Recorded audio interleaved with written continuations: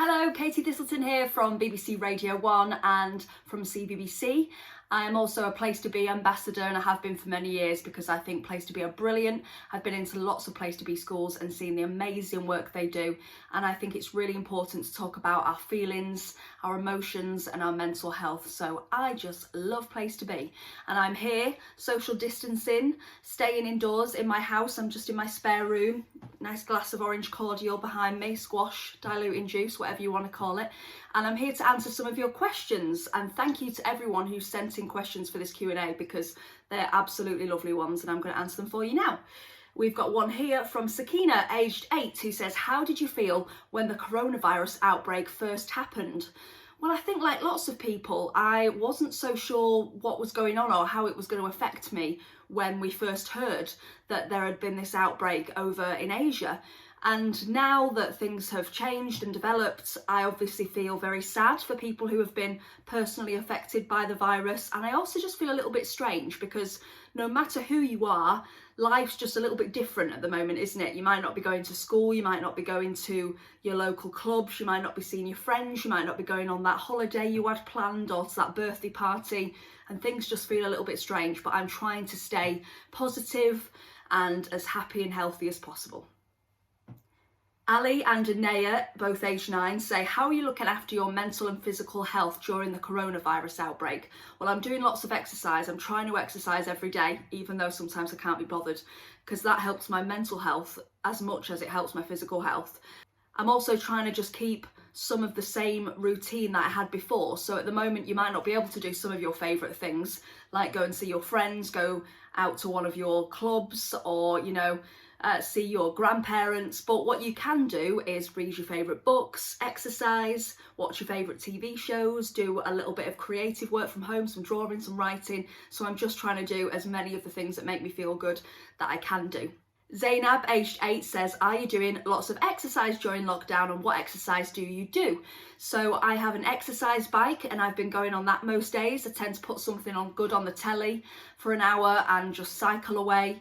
I've also got some weights, some dumbbells, so do a few weights. I've been exercising a bit with my boyfriend. We'll kind of do couples workouts together with the various dumbbells and kettlebells and things. And also I've been for the odd walk when it's been a really lovely sunny day too. I've been out for my one allotted bit of outdoor exercise, which has been quite nice to have a change of scenery.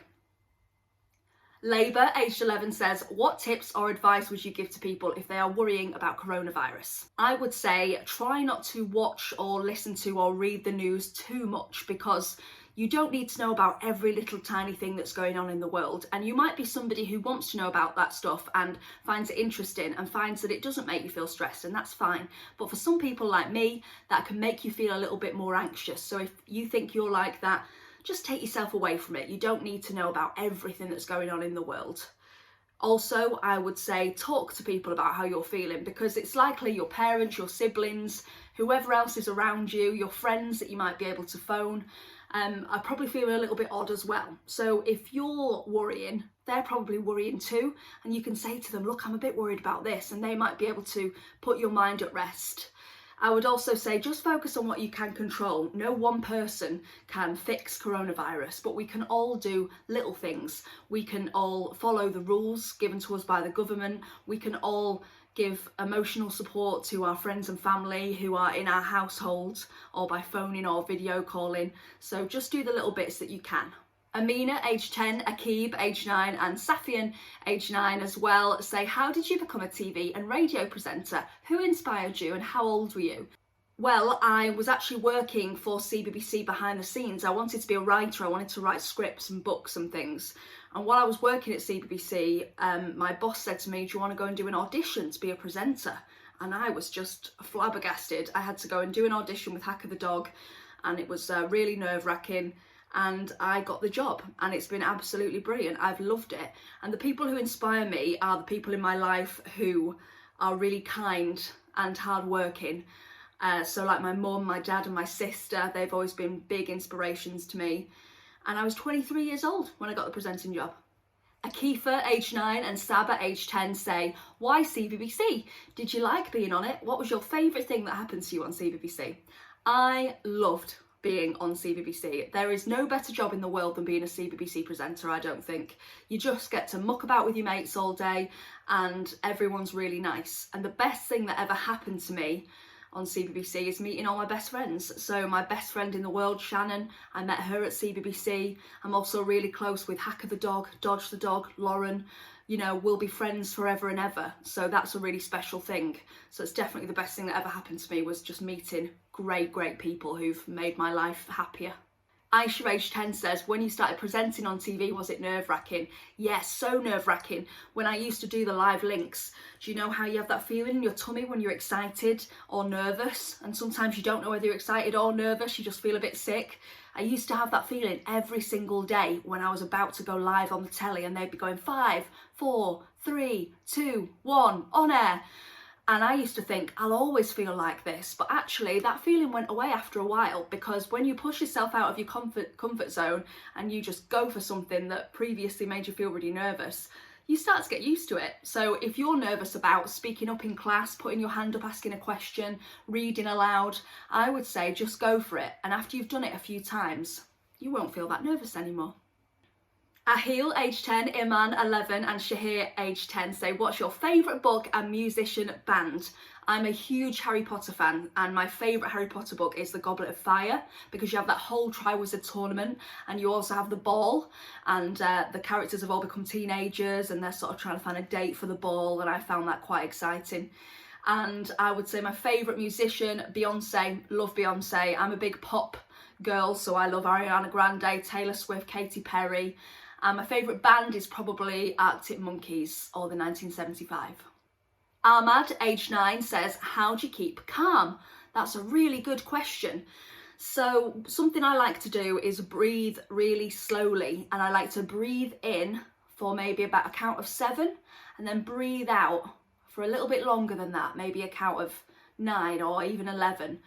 And my friend Dr. Ada, who is an actual doctor, told me that there's some science behind that. If you breathe really deeply and slowly, it tells your brain to calm down. I don't know the exact science because I'm not a doctor, but it works. So that's a really good tip. Felicity, age 13, says, what is your mantra? That is such a good question, Felicity.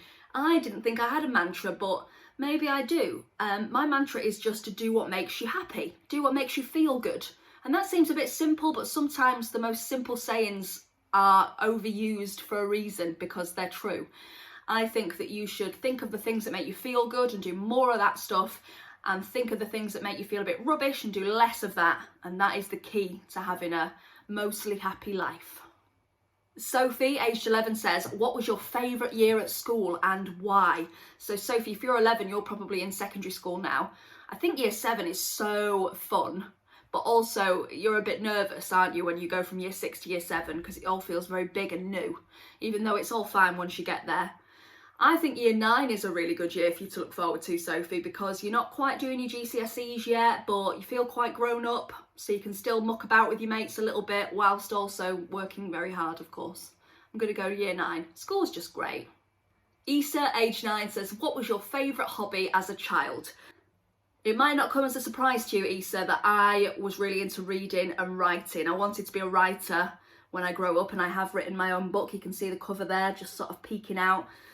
So I would read a lot of books, but I would also write a lot of stories too, and that made me feel really good. And even now, I like to write, and I also like to write down my feelings when I'm feeling a bit worried or stressed or sad or angry.